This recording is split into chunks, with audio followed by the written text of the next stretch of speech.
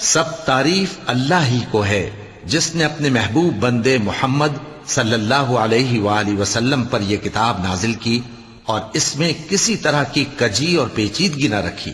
بلکہ سیدھی اور سلیس اتاری تاکہ لوگوں کو عذاب سخت سے جو اس کی طرف سے آنے والا ہے ڈرائے، اور مومنوں کو جو نیک عمل کرتے ہیں خوشخبری سنائے کہ ان کے لیے ان کے کاموں کا نیک بدلہ یعنی بہشت ہے جس میں وہ ہمیشہ رہیں گے، اور ان لوگوں کو بھی ڈرائے جو کہتے ہیں کہ اللہ نے کسی کو بیٹا بنا لیا ہے۔ ان کو اس بات کا کچھ بھی علم نہیں اور نہ ان کے باپ دادا ہی کو تھا۔